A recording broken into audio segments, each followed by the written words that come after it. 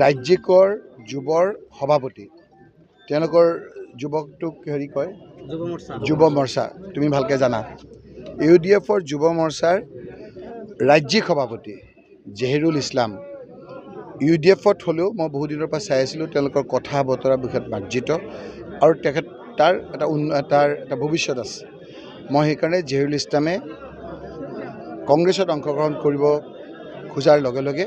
আমি তাক আদৰণি জনাইছোঁ স্বাগতম জনাইছোঁ আৰু সামগ্ৰী সমষ্টিত মই আজি অহাৰ সময়ত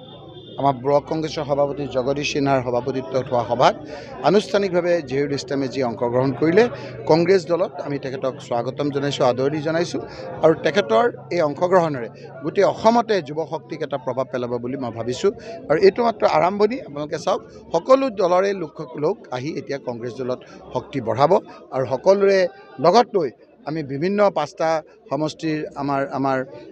উপনিৰ্বাচন আছে গতিকে মই সামগ্ৰী সমষ্টিৰ আজি কথা কৈছোঁ সামগ্ৰী সমষ্টিত আজি জহিৰুল অহাৰ কাৰণে বহু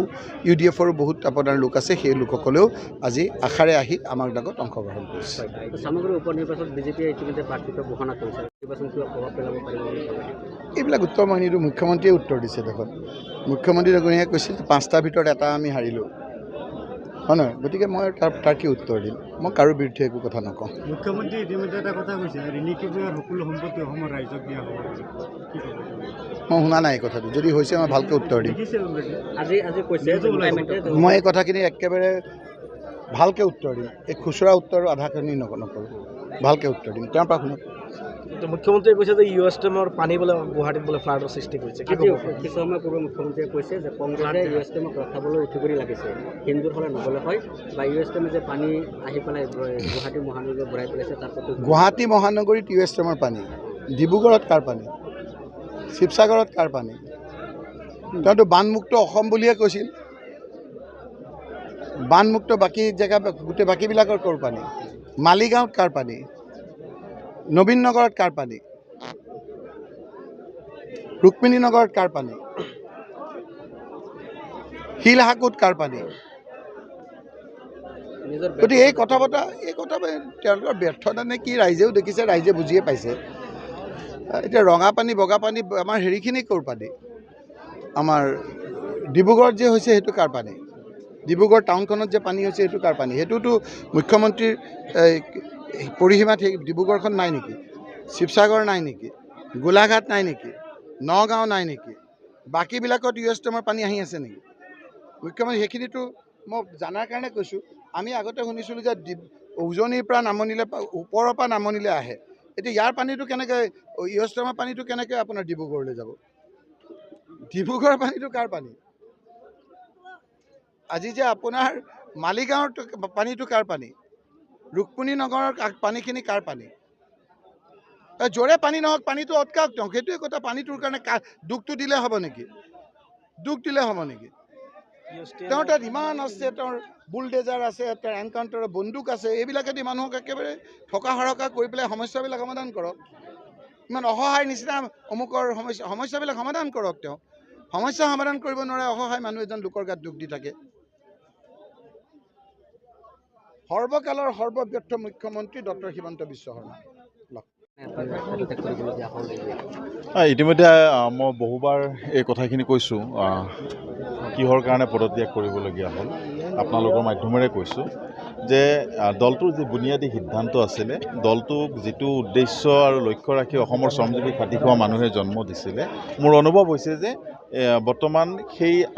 নীতি সেই আদৰ্শত দলটো তিষ্ঠি থকা নাই দলটোত কিছু ব্যক্তিয়ে নিজৰ স্বাৰ্থত ব্যৱহাৰ কৰা যেন মোৰ অনুভৱ হৈছে আৰু এই মুহূৰ্তত দেশ তথা ৰাজ্যৰ যি পৰিস্থিতি বিজেপিৰ দৰে সাম্প্ৰদায়িক শক্তি এটাই বিজেপিৰ দৰে ফেচিষ্ট চৰিত্ৰৰ এটা ৰাজনৈতিক দলে সমগ্ৰ অসম তথা ভাৰতবৰ্ষক অশান্ত কৰিছে ধাৰ্মিকভাৱে মানসিকভাৱে শাৰীৰিকভাৱে চাৰিওফালৰ পৰাই অৰ্থনৈতিকভাৱে কঙা কৰি পেলাইছে গতিকে এই ফেচিষ্ট চৰকাৰখনক যদি ৰুধিব লগা হয় যেনেদৰে 200 বছৰীয়া ব্ৰিটিছ শাসন ভাৰতবৰ্ষৰ পৰা কংগ্ৰেছ দলে উফাৰি পেলাইছিলে ঠিক তেনেদৰে ফেচিষ্ট সাম্প্ৰদায়িক এই চৰকাৰখনক উফৰাবৰ কাৰণে জাতীয় কংগ্ৰেছক বাহিৰে অন্য কোনো শক্তি নাই আৰু জাতীয় কংগ্ৰেছ এই কাৰণেই মোৰ ভাল লাগিলে যিটো দলত সকলো জাতি জনগোষ্ঠীৰ সকলোৰে পয়োভৰ আছে, সকলোৰে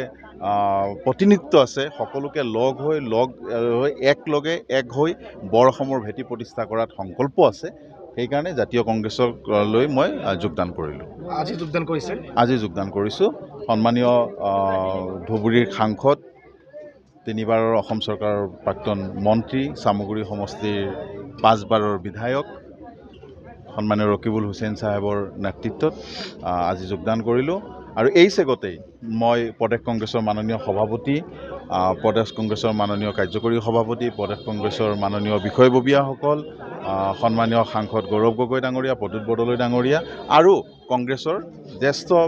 যিসকল নেতৃবৰ্গ আছে তেওঁলোকলৈ মই মোৰ শ্ৰদ্ধা নিবেদন কৰিছোঁ। আৰু দলত যোগদান কৰাৰ বাবে প্ৰদেশ কংগ্ৰেছৰ নেতৃবৃন্দই যি মোক সঁহাৰি জনাইছে তাৰ বাবে তেওঁলোকৰ ওচৰত মই চিৰকৃতজ্ঞ। দল যিহেতু ৰাজনীতি কৰা মানুহ, ৰাজনীতিৰ লগত জড়িত মানুহৰ হৈ কাম কৰি ভাল পাওঁ, কাম কৰিবই লাগিব। কংগ্ৰেছ দলে যি দায়িত্ব দিয়ে সেই দায়িত্ব আগতে যেনেদৰে নিষ্ঠা সহকাৰে পালন কৰিছিলোঁ, অনাগত সময়তো কংগ্ৰেছ দলৰ হৈ, কংগ্ৰেছ পৰিয়ালৰ হৈ, কংগ্ৰেছ ভাৰতীয় জাতীয় কংগ্ৰেছৰ হৈ, অসম কংগ্ৰেছৰ হৈ যি দায়িত্ব দিয়ে নিষ্ঠা সহকাৰে ৰাইজৰ হৈ, কংগ্ৰেছৰ হৈ এই কামখিনি কৰি যাবলৈ চেষ্টা কৰিম। শীৰ্ষ পৰ্যায়ৰ নেতা আছিলে AUDF, আপোনাৰ বহুত সমনীয়া আছে বা লগৰী আছে, তেওঁলোক কোনোবা আৰু অহাৰ সম্ভাৱনা আপুনি কি ক'ব? মোক যিহেতু যোৱাকালি প্ৰায় 8:30মান বজাত সন্মানীয় সাংসদ ডাঙৰীয়াই ক'লে মোক, যদি অলপ সময় পালোহেঁতেন তেতিয়াহ'লে আপোনালোকে দেখিলেহেঁতেন। এতিয়াও মই যোৱা ৰেজিগনেশ্যনৰ পিছত মই ৰাতি 3টা বজালৈকে মোবাইল ফোন ৰিচিভ কৰিব পৰা মোৰ কেপাচিটি নাছিলে। মানে পাৰ মুহূৰ্তে ইমানেই কল সোমাইছিলে, হোৱাটছআপ ব্লক হৈ আছে। তো আছে, সময় আছে, সময়ৰ লগে লগে আপোনাৰ নেতৃত্বত তেওঁলোকে যোগদান কৰিব? নিশ্চিতভাৱে সময়ৰ লগে লগে সকলোবোৰ হৈ যাব।